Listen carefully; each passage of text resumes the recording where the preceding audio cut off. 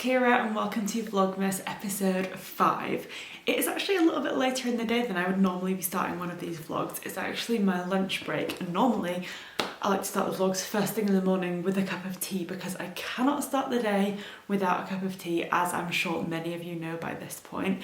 But this morning I needed to edit yesterday's vlog before I started work because of course I just got back from my London trip right before bed last night, so I couldn't really get ahead. We couldn't get ahead on editing, could we, Oscar? So it meant I had to do that this morning before starting work, and so I got right onto the coffee instead of the tea to power me through editing. And then of course I started my day of work and now it is lunchtime, so I actually haven't had a cup of tea yet today, which is absolutely shocking, I know. So without further ado, the first thing I'm doing on my lunch break is cracking open my Bird and Blend tea advent calendar, ready for a cup of hopefully very delicious tea. So we are now on, I'm going to double check my watch to make sure, the 7th of December. So I see number 7 is right here. Oh God, I broke one of my nails and now I'm struggling to get this out of the calendar. Okay, so what have we here? Milk oolong chai. I just love chai so much. Had I think 3 chai lattes yesterday from Pret, all in one day, and they were all delicious. I know this is obviously not a chai latte, so it's slightly different, and I feel like a chai latte is like a more indulgent version of chai, whereas like chai, like tea bags like we get here are obviously a lot more, I guess, like they're like the day-to-day chai, whereas a chai latte is like a treat chai. So I feel like this is going to be very delicious. Bird and Blend chai blends have never let me down so far. So without further ado, I'm going to crack open this box and make what is hopefully going to be a delightful start to my tea drinking day, because I just know chai is going to be a delight.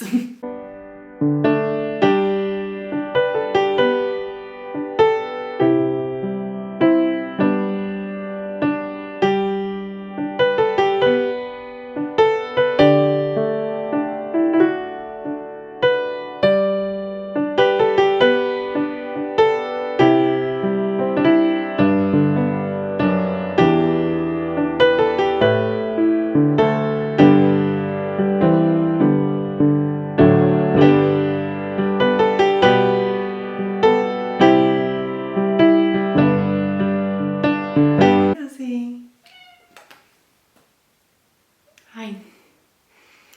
You want to get in? You want to smell the tea? Oh, you did not like the smell of that. Okay. Oh, I do though. That smells absolutely incredible. It smells so gingery, that's insane. It's so funny that cats can eat literally the most rancid and disgusting smelling food and eat it up like it is chef's kiss, and then they smell something that we think smells absolutely amazing and they are like, no thank you.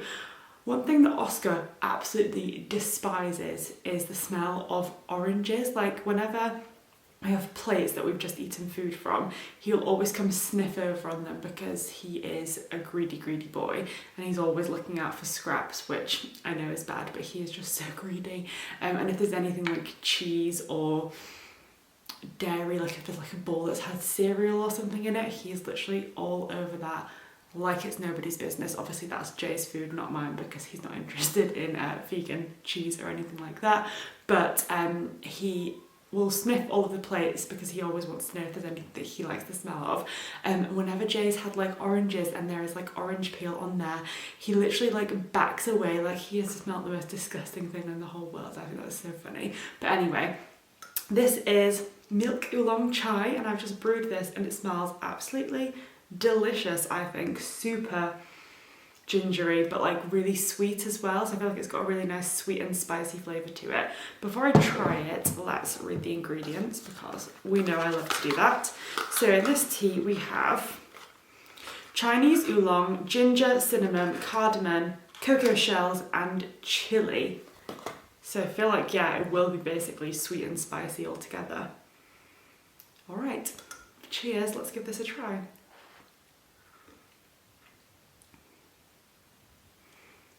It's really interesting with the chili, I think. Because it does, I think the chili and the ginger together provide such a like warmth where you can really feel it in your throat when you're drinking it.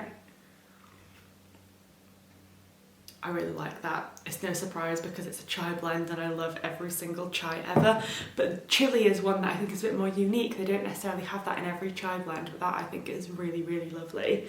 So I am going to quickly drink all of that tea because although it is my lunch break, I actually need to go out to the shops because I have a click and collect, wow, why did I find that so hard to say?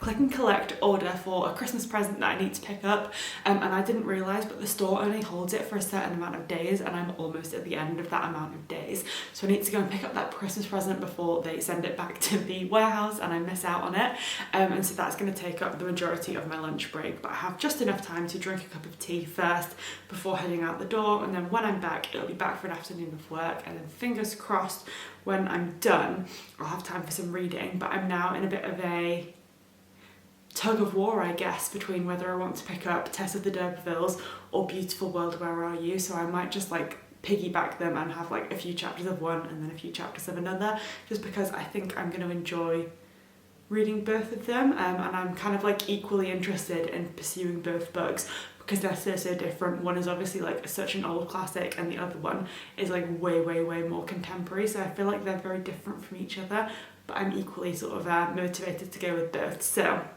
that said, I need to finish up and drink this tea and then head out to the shops, but it is so cold outside today. Let's just quickly check what the temperature is because I have only popped my head out of the door when Jay was leaving for work this morning. It is apparently 2 degrees right now. Feels like 0 because the wind is making it feel cooler. That is just far too cold for my liking if you ask me, but this tea is definitely warming me up. Hopefully the chili will give me enough fire in my belly to get through the walk into town and back, and then I'll be inside for the rest of the day, so can't complain.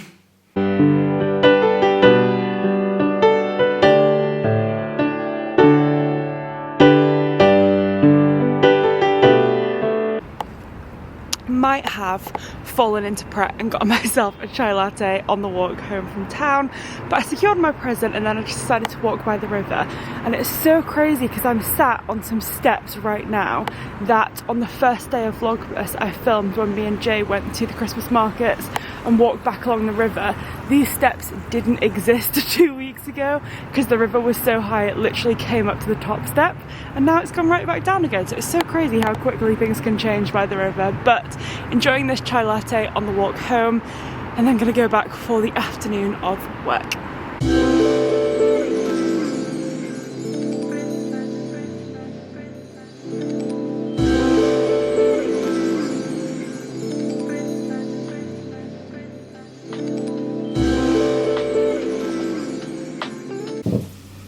Oh my god, I know I spilled that all over the place. Okay, so I'm done with work for the day and I've decided to make myself a big batch of soup, which is something I've been doing for the last few weeks now, making one at the beginning of the week to have for my lunches while I'm at work. And it's been so nice because I feel like it feels like you're having something really like wholesome and healthy for lunch, but also it's like really warming and delicious, and I just love soup. But I feel like soup is a false economy when you buy it in like tins or tubs because you hardly get anything for your money, especially the like tubs of like fresh soup. You're spending like £3 for something that basically gives you one portion.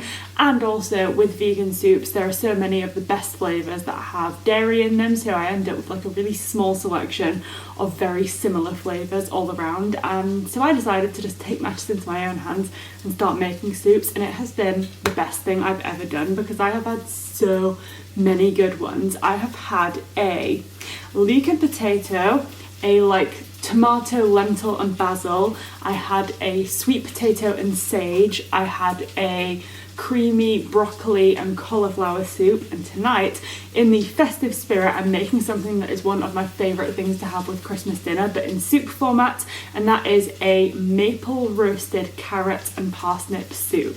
So I've just put the like carrots and parsnips in the oven to roast, and then I'm also sauteing up some onions and garlic. I'm going to add more carrots and parsnips to saute in with them along with some vegetable stock, and then once that's all bubbled up I'm going to blend that one into a smooth soup and then add the roasted parsnips in as like a bit of a chunky texture because I quite like my soups to be half and half, like a little bit smooth and pureed and then with some chunks still in. So with that said, I'm going to throw all of these in, make some soup, and then while it's sauteing and simmering, because obviously you have to leave it for a while to get some good flavour, I think I'll probably do a little bit of reading.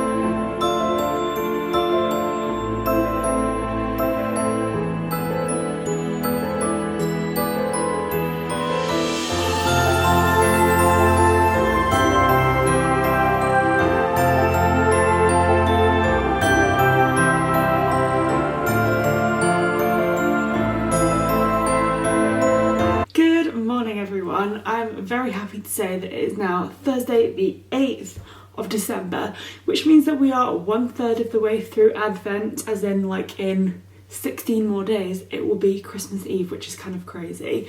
But the reason I'm very pleased this morning is because today is not an editing day, which means rather than frantically trying to get a video edited before work, I actually had time to do some reading, and most importantly of all, I have time to have my pre-work cup of tea instead of chugging down the coffee to power me through editing. So without further ado, we'll chat about my book in a moment, but for now let's find out what tea we'll be having today.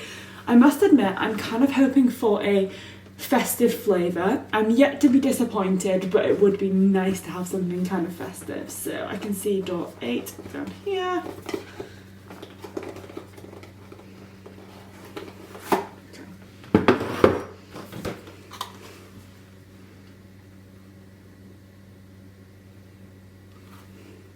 Cold weather warrior. Oh god, I think I might have jinxed myself by saying that I'm not disappointed by anything, because this actually sounds like the most disappointing tea that I could have picked up, because it is 1, a herbal tea, so no milk, no black tea, no rooibos, and 2, it's not very exciting in terms of the flavours. Oh wow, I am actually disappointed for the first time, and hopefully only time in this calendar.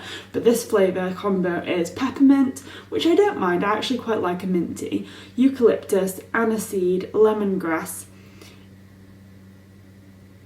echinacea and chili. I am concerned about this one, I'm not gonna lie, but of course there's only one way to find out, and that is to try it. So I'll get the kettle on and we'll see how we go with this one. But I have a feeling I'll probably be making a cup of Earl Grey or a cup of my biscuit tea afterwards, because I don't think this is going to satisfy my morning tea needs. So let's find out though.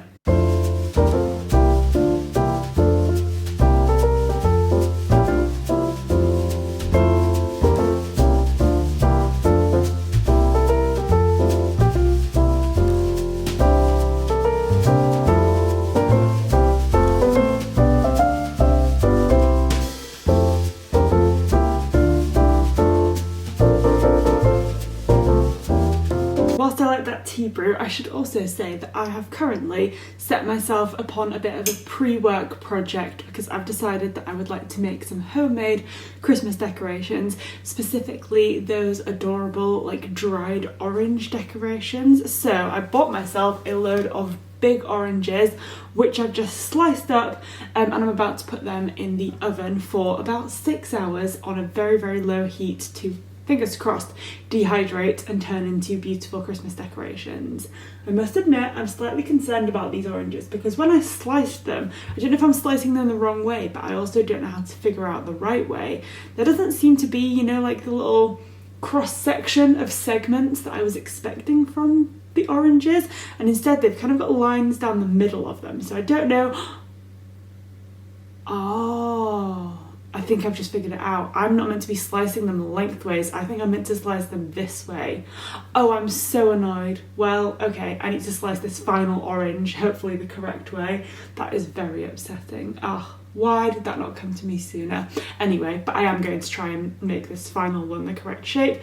Hopefully the other ones will look cute still too once they've dehydrated, but yeah, I'm going to try and make some cute Christmas decorations, and if this goes particularly well and the other ones don't look good, I suppose I could always buy some more oranges to do some more at a later date. But for now, I'm going to put them in because I've got no reason to leave the house in the middle of the day today, so I'm putting them in now before work, before 8 a.m, so that then they can sit in the oven all day or until like afternoon time, and then I can take them out. And then this afternoon, once they're out of the oven and once I finish work, me and Jay are going to do the food shop, so hopefully I'll be able to find some string to string them up with. But yeah, that's the plan for this morning. Put myself on a little craft project. Gonna leave that tea for a couple more minutes so we can quickly chat about Tess of the D'Urbervilles, which is the book that I decided to do a bit of reading of this morning. I'm currently on page 87, and this book is, I'm starting to think, going to be quite dark and depressing, because it doesn't seem like a happy classic. It doesn't seem like it's going to be like a Jane Austen or a Little Women where there is hardship but things work out for the best. It seems quite brutal, and some pretty terrible things have already happened, and I'm only like 80 pages in, or just over 80 pages, so it seems quite dark and disturbing, and I just feel like I'm struggling to get into it or to find this motivation to pursue the story, because I just don't feel like it's going to have a good ending. So I'm going to carry on, obviously, but I don't think this is going to be a favourite of mine. This is my first Thomas Hardy, so I didn't really know what to expect going in, but clearly he's all about the dark and depressing stories, and I don't mind a dark story, but I do like to have something satisfying to root for, and I just have a feeling that that's not going to be the case with this book. But alas, I have to read and find out, so I'll be sure to let you know once I know more. But for now, I'm feeling a little bit of despair about this book, because it just seems very without hope is the way that I would describe it. But I'm making my way through it slowly but surely, so we'll find out how it goes. But for now, also feeling a bit of despair about this tea. It just smells really savoury and like a health food shop. Now, I like a peppermint tea, usually when it's like a sweet peppermint or it's mixed with like a minty, and I think there's like a candy cane flavour of tea. That's kind of like the peppermint that I like, or like a peppermint and cocoa. That's quite nice as well. But I'm just going to run a quick bit of cold water into this so I don't scald my tongue. And here's hoping it's not too bad.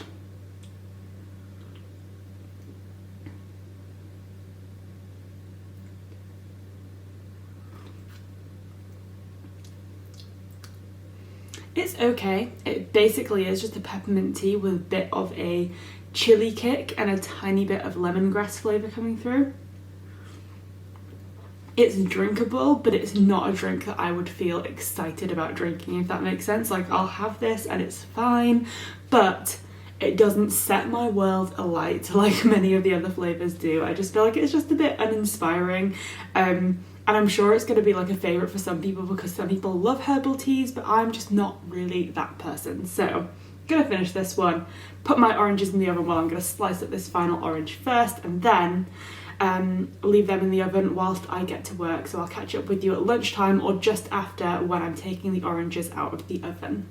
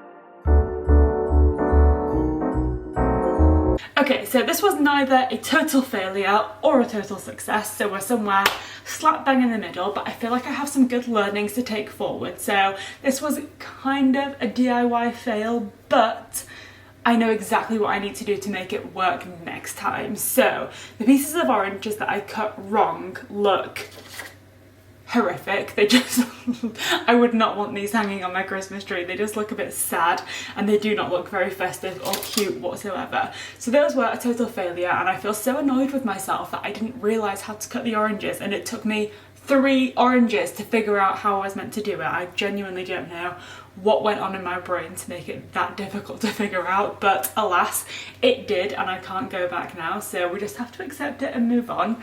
But the orange that I managed to cut correctly, because I finally stopped being an idiot, actually looks quite cute. So we have like little orange segments, and I feel like with maybe like some red ribbon or string, these would look really cute hanging from the Christmas tree.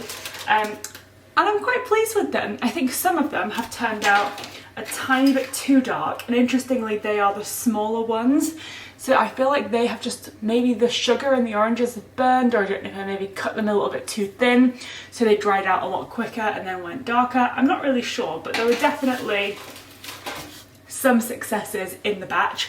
So I've probably got maybe like 4, maybe 5 good orange decorations that I can hang on the Christmas tree, which isn't really that much considering that they've been in the oven for like 5 hours, and I feel like I was hoping for a few more. So not a total failure, but definitely not a complete success either. And so what I think I'm going to do is tonight, when Jay and I do the food shop, I'm going to get some more oranges, at least another couple, cut them properly again this time, and then put them again in the oven tomorrow. And this time I'm thinking I'm going to do them for maybe a little bit longer, but on a lower temperature. So today I had the oven at 150 degrees Celsius, whereas tomorrow I think I might drop it to maybe 100 degrees Celsius and just do it for longer, because the goal is obviously to dry the oranges out rather than to cook them. And I do think some of those thinner, smaller pieces kind of cooked rather than just drying out, because the oven was maybe just a tiny bit too hot. So yes, this was a bit of a failure. However, I feel very optimistic about being able to successfully achieve my Christmas decoration goals tomorrow, but I'll definitely buy some string and hang these pieces up later because I think they're very cute. I'm just excited to have a few more on the tree to go along with them, because I just think these decorations, these homemade ones, look so pretty when people have them in their garlands and wreaths and Christmas trees, and I want in on that action. So more oranges to come, but for now we're getting there, we're making progress.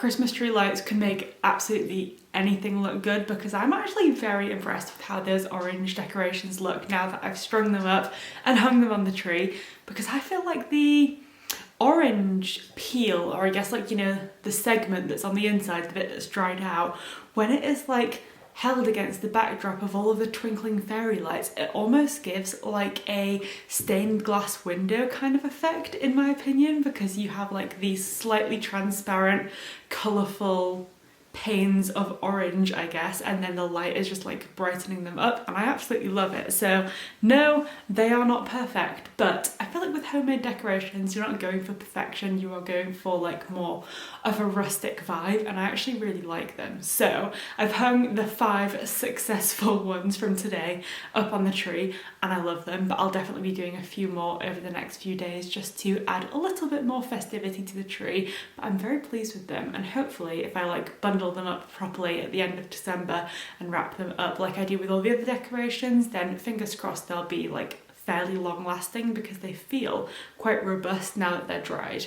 But it is currently Thursday evening, I'm bundled up in a blanket, and this evening I have been watching the new Netflix film. It came out within the last few weeks, certainly it's quite new, called The Swimmers, which is a I don't know how to describe it, where it's like a film that's not a documentary, like it is fictionalised, but it's about real life events. And it specifically is focused on two sisters from Syria who were competitive swimmers, but then fled the country during the war and then had to try and like make a new life for themselves. As well as still trying to pursue a career as a professional swimmer. So I'm only about halfway in so far, but it is an incredible story, really, really well made in terms of like the production value, but also just telling like such an important narrative that I absolutely would recommend it, although I haven't finished yet. I'm probably going to finish it tomorrow, but it is, yeah, so good. And I've kind of had it on my radar to watch for a couple of weeks now, so I'm glad that I finally got around to it.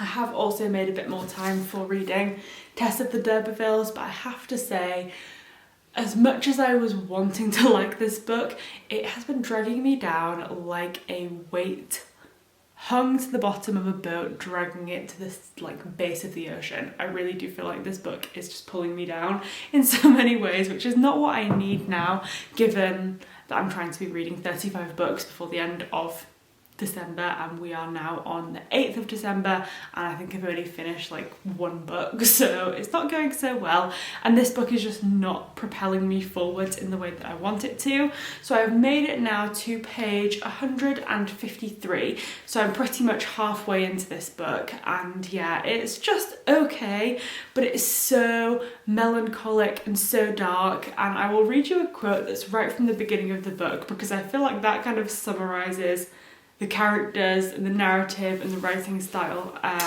and really sort of explains why I'm not loving it.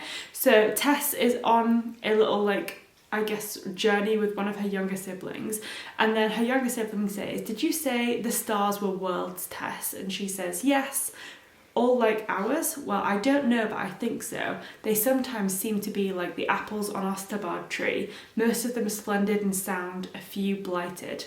"Well, which do we live on, a splendid one or a blighted one?" And Tess says, "A blighted one," which I think is interesting, because she immediately from the very beginning of the book has like such a pessimistic outlook on life, and I guess I went into this quite naively hoping that it would be a little bit more like hopeful or joyous, but it seems as though that sort of section right from the beginning of the book sets the tone for the entire novel, and it doesn't seem to have reached any sense of joy at any point in the book so far, and I'm halfway in now, so I'm not loving this one.